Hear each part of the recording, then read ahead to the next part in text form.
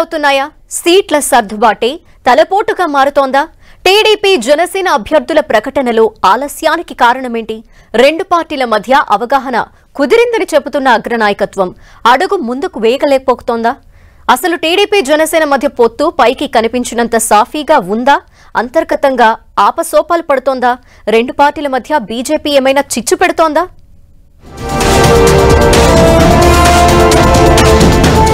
పొత్తు కథలో కనిపించని కోణమేంటి? సర్దుబాటుకు సిద్ధపడని నేతలు ఎవరు?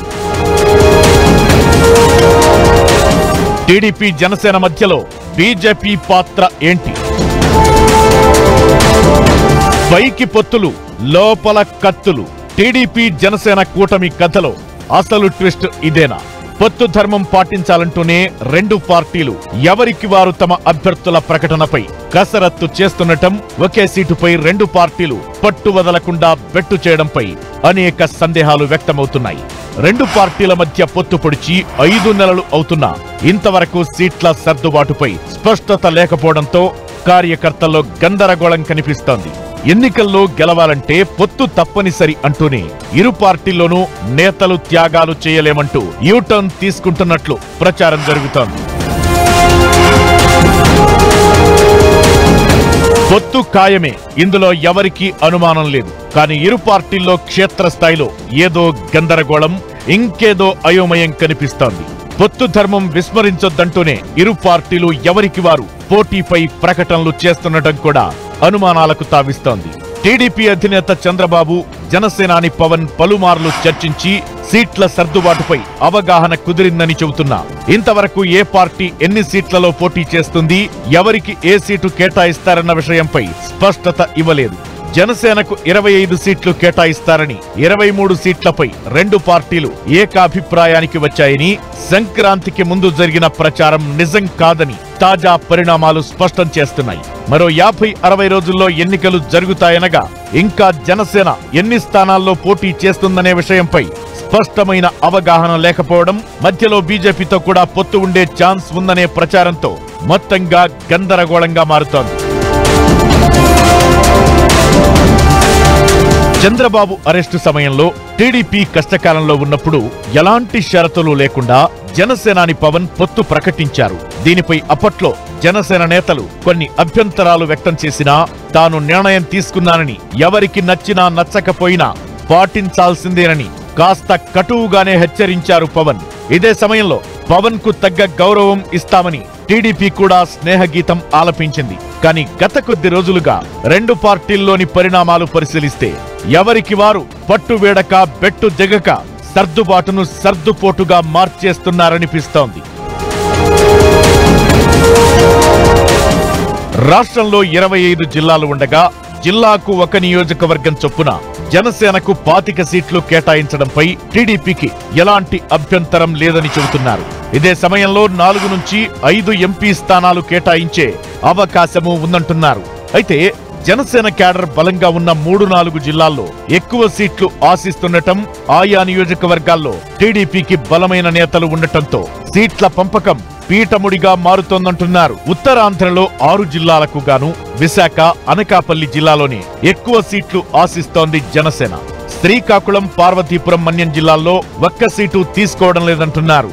విజయనగరంలో 1 స్థానం, విశాఖ, అనకాపల్లి జిల్లాలో 4 నుంచి 5 సీట్లు అడుగుతున్నట్లు చెబుతున్నారు. అదేవిధంగా కాకినాడ, కోనసీమ, తూర్పు గోదావరి జిల్లాలో జనసేన 9 సీట్లు అడిగితే 6 సీట్లు ఇచ్చేందుకు టీడీపీ సిద్ధంగా ఉందని ప్రచారం జరుగుతోంది. అదేవిధంగా ఏలూరు, పశ్చిమ గోదావరి, కృష్ణా, ఎన్టీఆర్, ప్రకాశం, బాపట్ల జిల్లాల్లో కూడా కొన్ని సీట్లు ఆశిస్తోంది జనసేన. ముఖ్యంగా విశాఖ, అనకాపల్లి, కాకినాడ, తూర్పు గోదావరి, పశ్చిమ గోదావరి, అంబేద్కర్ కోనసీమ, ఏలూరు జిల్లాల్లోనే ఎక్కువ సీట్లు ఆశిస్తోంది.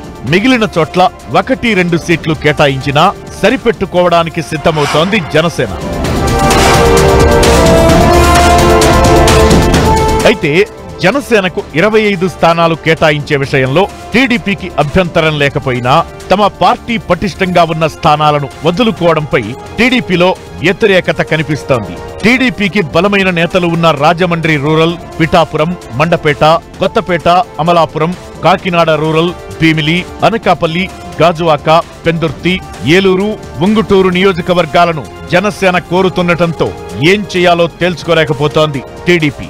ఈ పరిస్థితుల్లో టీడీపీ సీనియర్ నేతలు బుచ్చయ్య చౌదరి, బండారు సత్యనారాయణమూర్తి, గంటా శ్రీనివాసరావు, మాజీ ఎమ్మెల్యేలు వర్మ, బండారు సత్యానందం, పిల్లి అనంతలక్ష్మి వంటి వారు జనసేన పేరు చెబితేనే ఉలిక్కి పడుతున్నారు.